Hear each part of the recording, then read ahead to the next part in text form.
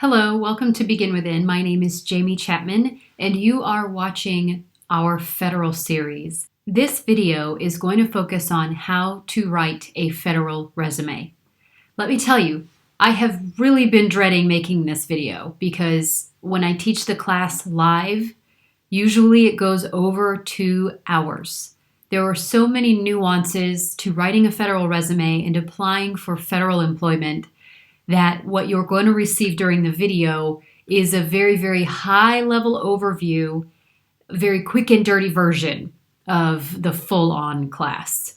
But this will help you when you're writing the federal resume. It'll become tremendously important for you to pay attention to some certain things. I'm operating on the assumption that you already know how to use USAJOBS.gov, that you already have an account, and that maybe you've already applied for a couple of jobs and are familiar with the process.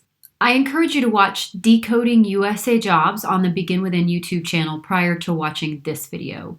Decoding USA Jobs is a quick 3 or 4 minute video, and it goes over some important key terms and how to decode a USA Jobs job announcement. You can find the link to Decoding USA Jobs in the description below. The key terminology that you need to know for this video includes KSA, Knowledge, Skills, and Abilities, Specialized Experience, the Occupational Questionnaire or Assessment, and then Duties and Responsibilities. You can think of a federal resume as a puzzle, and the 4 key terms that I just went over are the key pieces of that puzzle.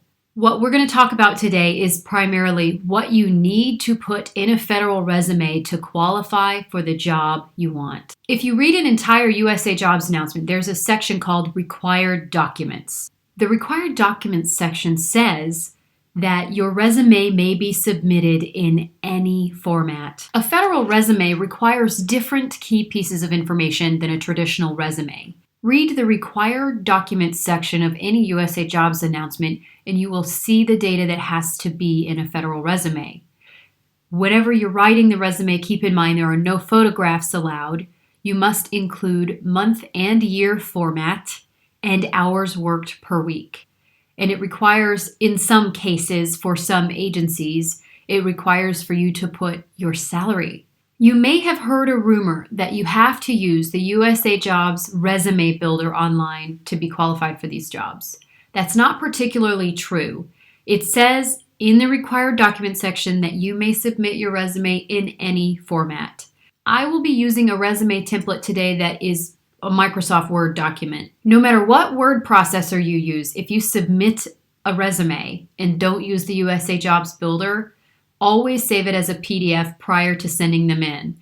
I don't know how many times I have heard hiring managers say that applicants submitted a resume without a name on the top. When it goes through the system, for example, if you use Microsoft Word and put your name in the heading section, sometimes it'll cut it off when you submit it. So always save it as a PDF prior to sending it in, and this problem will not happen to you. The first portion that I'm going to cover are the KSAs. A screen capture is shown here with some examples of where you might find a KSA in the job announcement. Again, watch Decoding USA Jobs for a more detailed video on this. Those are key pieces of a federal resume. And the bad news is that every time you write a federal resume, these are probably going to be different. When it comes to the KSAs, there's been so many rumors spreading around that the government does plan to get rid of these one day. But for now, they are important. The next important section is specialized experience. Your KSAs and specialized experience will have their own section in your federal resume. The template that I will use a little bit later will show examples of how to plug these in and give them their own section. The questionnaire is also super important when you're writing a federal resume. As you can see here, you'll need to pull open the How to Apply tab and find a link somewhere that says View Questionnaire. Each question asked in the assessment will give you a scale. I have no experience or I'm an expert. You need to address each and every question from the questionnaire in your resume. It needs to have a bullet point to validate what you were doing. Finally, the duties and responsibilities. Duties and responsibilities are nice to have. It's a really good thing to highlight to a hiring manager that you have already done that job. but this section isn't required to get through the USA Jobs evaluation system. Your federal resume has to impress two people. The first being the government HR specialist who evaluates your resume to determine if you're qualified for the position. The second is the hiring manager. The HR specialist will read every single resume submitted for that job. They're going to use every tool that they can to easily rule out candidates. For example, if you forget to list the hours worked per week on your resume, the HR specialist will quickly catch that and you will be determined as not qualified because your application was not complete. It's just how it is. So you have to be very careful that all of the necessary data is in the resume. Once the HR specialist determines that you checked off every block on the list, that you met all the qualifications, and that you are qualified, they send your resume on to the hiring manager. Impressing an HR specialist versus a hiring manager is a totally different thing. The HR specialist just wants to know that you're qualified. The hiring manager, just like every other kind of job, wants to know if you're the best qualified for the job and if they would enjoy working with you. So there's two pieces to this, and the two pieces are totally different from each other. On the template that I use in this example, the front page is designed purely to impress the hiring manager. It summarizes all of your experience very quickly, and it's easy to scan. A hiring manager will appreciate you taking the time to summarize your experience so they can get a quick snapshot of you. The human resources specialist will glaze right by that first page and start looking to evaluate your key data and your experience. So we're going into the compare and contrast portion of this class. We're going to compare the items from the USA job announcement to an actual resume. This sample resume is Peter Piper. Peter Piper is a logistician. On this first page, as you can see, there are 3 sections. It's short and sweet, and this is the page that is designed to impress the hiring manager. The first section on this resume sample is the professional profile. You can think of this as a very condensed cover letter, and it's a value proposition. We're going to use the acronym really quick. Be brief, brother, be brief. This is a quick value proposition. The hiring manager may even scan this part, and you're going to say, here is why you should hire me.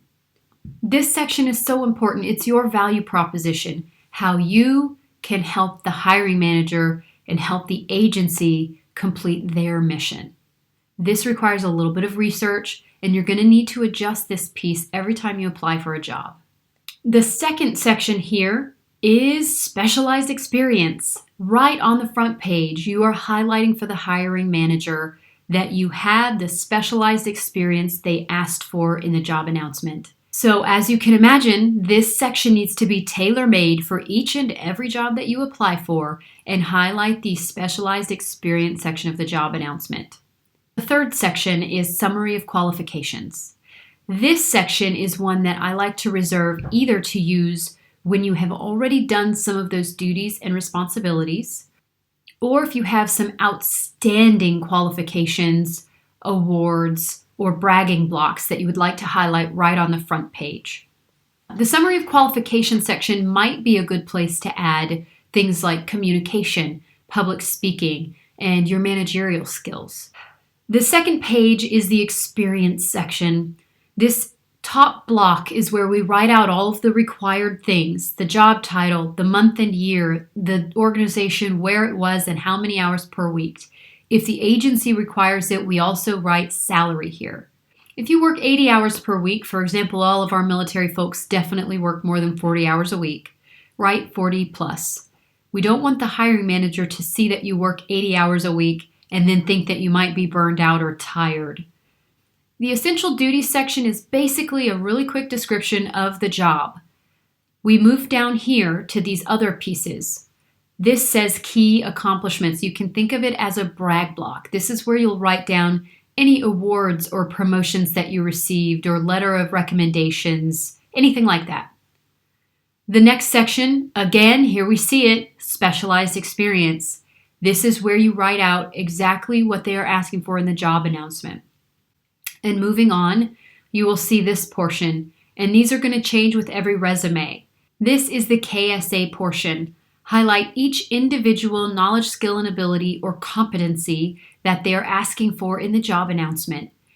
If you don't know what to write under each section, a good idea is to pull your inspiration from the assessment. So oftentimes you can look at those assessments and kind of categorize each question that they ask under one of the KSAs. Now, another note is you're looking at this resume and you're thinking, I have been doing this for a decade. My resume is going to be 20 pages long. My recommendation is to never go over 5 pages if you can help it. In the majority of the USA job announcements, it will say that you need 52 weeks of experience at the previous grade. What that means is if you are applying, for example, to a GS-12 position, they want 52 weeks of experience at the GS-11 level. As you can see, this resume says GS-9 equivalent. If you've never worked for the federal government, you've never been a GS employee. If you've never worked for the federal government, that's okay. You need to try your best to figure out what equivalent you would be if you were a government employee doing your previous positions. What I recommend doing, for example, if you worked in logistics, start searching USA Jobs for logistics positions. Compare an entry-level position to a higher-level position in the logistics field. Find the job descriptions that sound the most like what you do now. This will give you a good target on positions that you can apply for. This is hard to guide people on because it's very subjective. The federal government operates very differently than corporate America, but you've got to do your best guess. I recommend expanding your network. Find people that work in the federal government, have conversations, buy them a coffee, and see what they think. They may be able to give you a better idea. My final piece of advice for applying for federal work is be patient. The federal hiring system is very, very, very different from applying for jobs in corporate America. And it takes longer because a human resources specialist has to read each and every resume, which normally is 3 to 5 pages long. And for example, I spoke with a gentleman who was a hiring manager who told me that recently he had to hire from a pool of 900 applicants. 400 of those were qualified applicants, and he got 400 resumes that he was supposed to read. So if you have any questions about why the federal hiring process takes so long, that's the answer. It's competitive work. A lot of people are applying, and these hiring managers have to go through these things quick, fast, and in a hurry. The example resume I use today tends to be pretty successful at 1, impressing the HR specialist, and 2, impressing the hiring manager. Like I said at the beginning of the video, this is a very high-level overview. When I teach this class, it takes me usually over 2 hours because people have so many questions. I encourage you to ask your questions in the comments. My social media handle is @BeginWithin2016. Hit me up on your favorite social media and I'll do my best to answer any of your questions. You can also buy my book, Find a Federal Job, on Amazon in Kindle and print versions. The book goes into a bit more detail than this video, and it hopefully can help answer some of your questions. So thank you for tuning in to Begin Within today. I appreciate you watching this video. If you have any questions or would like for me to do a video about another topic, please hit me up @BeginWithin2016. Thank you so much for watching.